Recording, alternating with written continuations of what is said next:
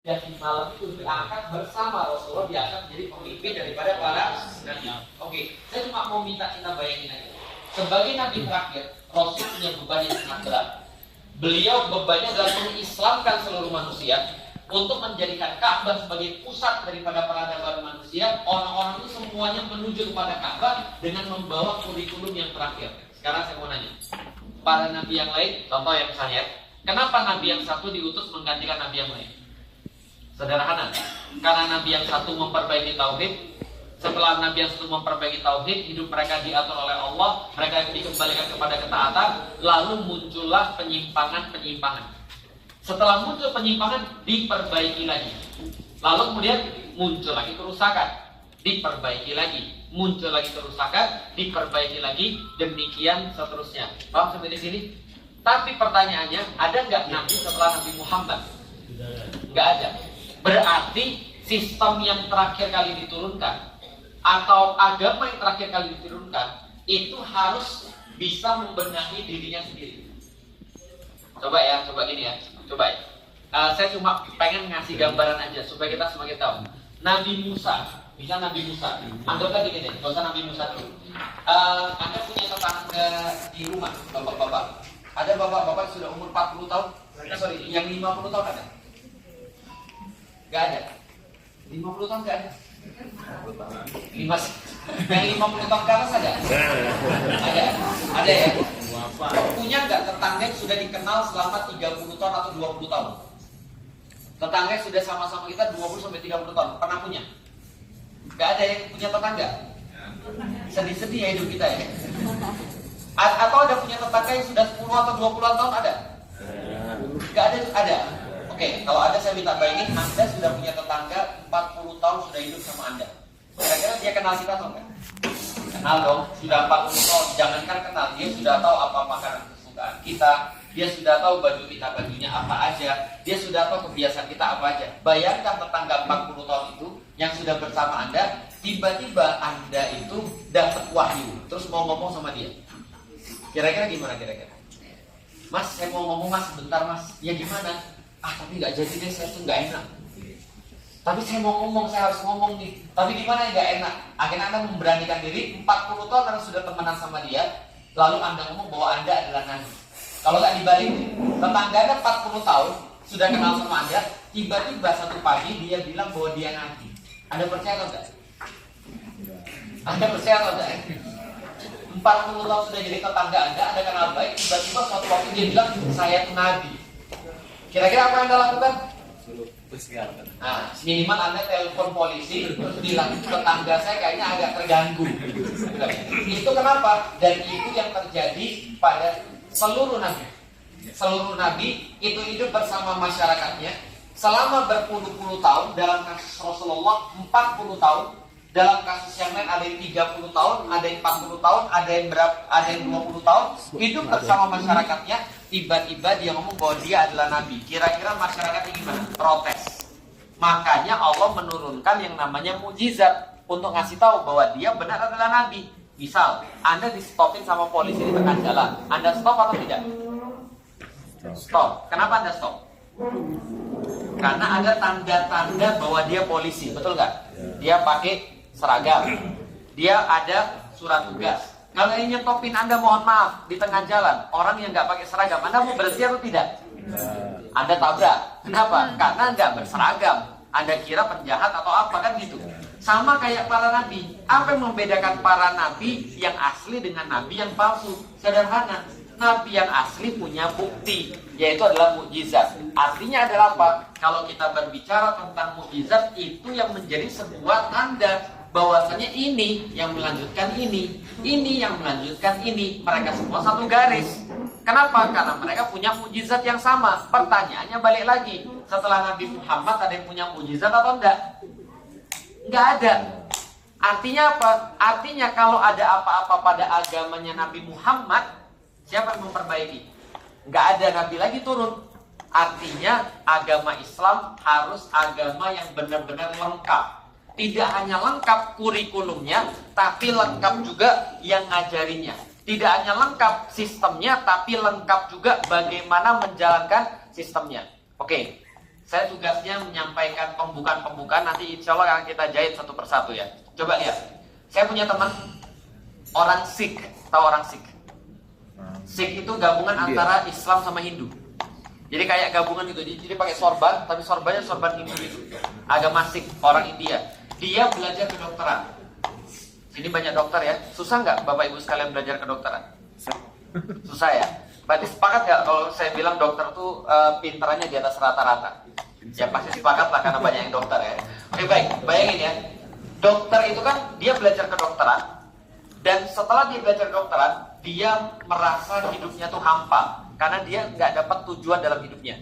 Dia coba baca Al-Quran, dia melihat dunia ini, belajar Al-Quran, dan kesimpulan dia apa? Dunia ini hancur lebur, kacau, merusak, dan hancur. Dan dia bilang, setelah dia baca Al-Quran, dia menemukan ini adalah sistem untuk memperbaiki kehidupan secara total. Dan dia yakin, walaupun dia nggak ngerti apa-apa, dia baca Quran, loh kok diatur semua. Loh kok ini solusi nih, mental illness solusinya ada di sini, solusi terhadap permasalahan ada di sini, keluarga di sini dan segala macam. Lalu dia datang ke masjid. Tahu nggak dia bilang apa ketika dia datang ke masjid? Dia bilang gini, tolong ketemuin saya sama Muhammad. Tolong, saya mau ketemu sama Muhammad. Ini pertanyaan gimana? Kira-kira kalau ada orang datang ke masjid Anda, terus bilang ini, saya mau ketemu Muhammad, kira-kira gimana? Orang yang di masjid bilang ini, kamu ngece ya? Nabi Muhammad itu sudah nggak ada lagi. Yang kamu maksud Muhammad yang mana? Nabi Muhammad yang diturunkan Al-Quran ini. Ini kitab saya baca, ini luar biasa. Ini solusi semua di dalam kehidupan. Saya mau ketemu dengan orang yang diturunkan kitab ini. Terus kemudian pengurus masjidnya bilang, Nabi Muhammad sudah nggak ada. 1400 tahun yang lalu sudah lewat. Kalau kamu mau ketemu siapa? Nah terus gimana yang jalanin ini siapa? Karena dia bilang, ini sistem keren banget, ini sistem lengkap banget. Kalau nggak ngejalaninnya orang yang benar, ini nggak mungkin jadi. Ibarat ginilah, kurikulum yang benar hanya bisa diajarin oleh orang yang ngajar yang kompeten. Makanya sekarang ngajarin S1 perlu S3. Kalau yang ngajarin S1 itu tamatan SD, kira-kira bisa atau enggak? Mungkin bisa, tapi sulit. Makanya kurikulum yang benar harus diajarin pada orang yang benar. Ketika dikatakan Nabi Muhammad sudah nggak ada, nah terus yang ngajarin siapa? Dia bilang kalau kamu mau ketemu dengan Nabi Muhammad sudah nggak ada, tapi kalau kamu mau ketemu dengan pewaris Nabi Muhammad itu ada sampai sekarang. Yang itu sedihnya. Kadang-kadang kalau kita bicara, kita kan dianggap mewarisi Nabi Muhammad. Yang diwarisin itu apa? Kan gitu. Apa yang diwariskan oleh Nabi Muhammad? Pemahaman tentang apa yang diwariskan oleh Nabi Muhammad ini menentukan kadar ittiba kita kepada Nabi Muhammad Sallallahu Alaihi Wasallam. Karena kalau kita duga, kalau kita kira yang diwarisi oleh Nabi Muhammad Sallallahu Alaihi Wasallam hanya masalah ibadah, maka ittiba kita kepada Nabi hanya terbatas pada masalah ibadah. Kalau kita mengira bahwasanya apa yang diwariskan oleh Nabi Muhammad hanyalah di bidang akhlak, maka kita terbatas ittibanya hanya pada di bidang akhlak. Kalau kita mengira, misalnya lebih rendah lagi, bahwasanya Rasulullah hanya mewariskan pakaian, hanya mewariskan bahasa, maka ittiba kita kepada Rasulullah hanya terbatas hanya pada masalah bahasa dan pada masalah pakaian. Ini pemahaman tentang ittiba yang penting. Maka ittiba itu tergantung dengan grand design, apa yang kita pahami daripada warisan kita dari Rasulullah Sallallahu Alaihi Wasallam. Jam 5:03. Ada pertanyaan sampai di sini silahkan. Bingung bagus, nanti kita akan lanjutkan. Ada pertanyaan sampai di sini? Tapi udah paham ya? Ini garisnya dari Nabi Ibrahim ke Rasulullah. Rasulullah ini dari sini nggak ada lagi karena Nabi putus di sini. Tapi pertanyaannya, apa yang Rasul wariskan itu? Yang selalu akan sempurna sampai dengan akhir zaman. Pemahaman kita terhadap apa yang Rasul wariskan ini yang menentukan kadar ittiba kita pada Rasulullah. Nanti insya Allah akan kita lanjutkan. Sampai di sini ada pertanyaan, silahkan kalau belum paham. Ada mungkin sebelum kita diusir. Kita diusir jam berapa, Ustaz? Ya, nanti kalau ada orang yang nyuruh. Ya, kalau ada orang yang nyuruh pergi ya baru kita pergi ya. Ya itulah orang Indonesia ya. Oke, ada yang mau ditanyain, Bapak Ibu sekalian? Silahkan. Ada? Ada yang ngajak. Mana? Silahkan. Nggak ada. Nggak ada. Ada nggak? Monggo silahkan kalau ada.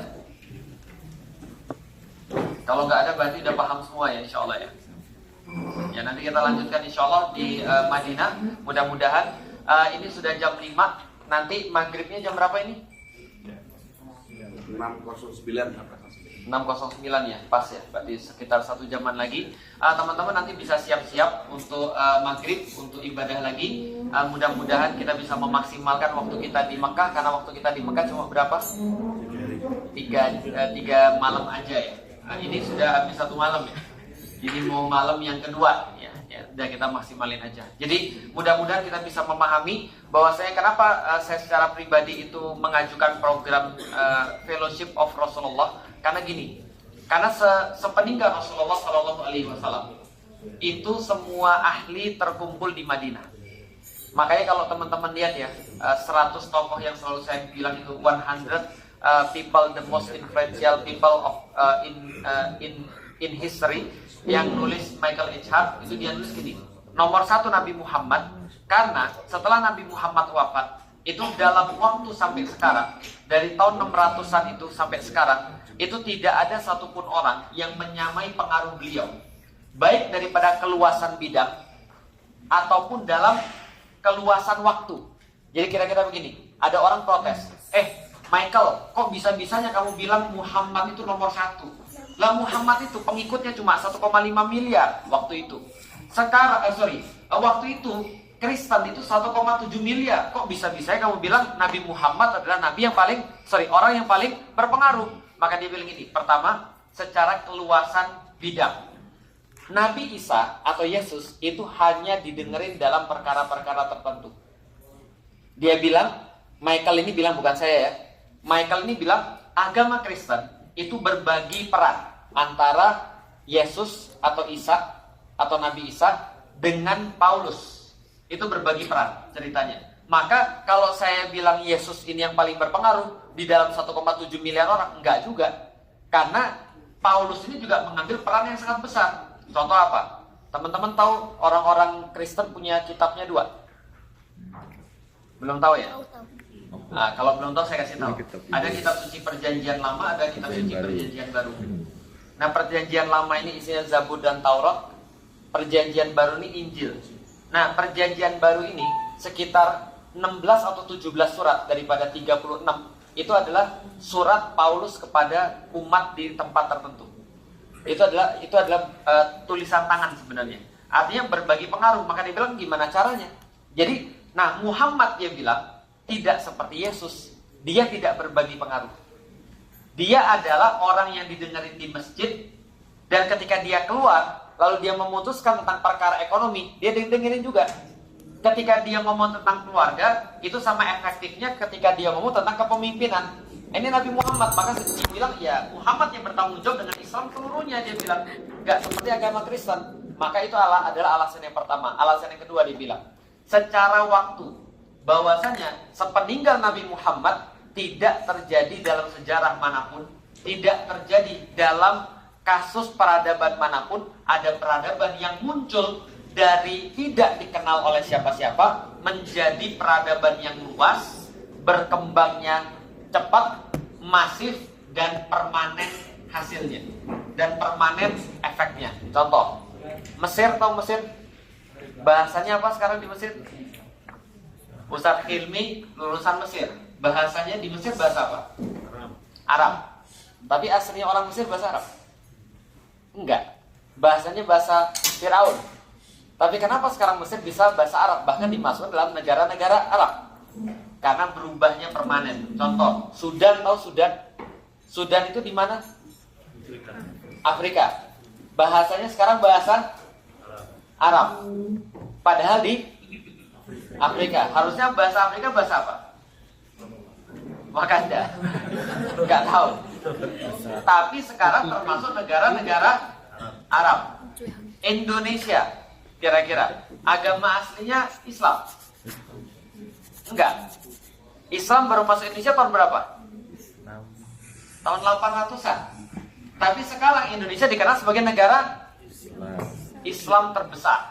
negara muslim terbesar, pengaruhnya permanen. Terus maka kata Michael Eckhart, gimana saya nggak bisa mengatakan bahwa Muhammad itu orang yang paling berpengaruh? Kenapa? Karena tadi ada satu warisan yang dulu dimengerti oleh orang. Ini kata kuncinya, lihat ya. Warisan Rasulullah dulu dimengerti oleh orang, dan ketika diterapkan warisan Rasulullah itu membuat Madinah menjadi tempat bersatunya para ahli yang bisa menyebarkan seluruh kebaikan di seluruh dunia. Pertanyaannya, sekarang kalau kita lihat Islam itu disebarkan, jadinya kayak gitu juga atau enggak? Nah, itu yang perlu kita pertanyakan. Warisan seperti apa yang kita pahami berbeda dengan para sahabat pahami, sehingga ketika mereka menerapkan itu jadinya luar biasa, kita menerapkan itu belum ada efeknya. Walau bisawab, ini adalah sekedar untuk berpikir sampai nanti malam, supaya nanti malam minimal sebelum tidur kepikiran, walaupun nanti ketiduran juga nggak apa-apa. Yang penting jadi sebuah wacana yang insya Allah akan kita teruskan dalam perjalanan Fellowship of Rasulullah Sallallahu Alaihi Wasallam. Assalamualaikum warahmatullahi wabarakatuh.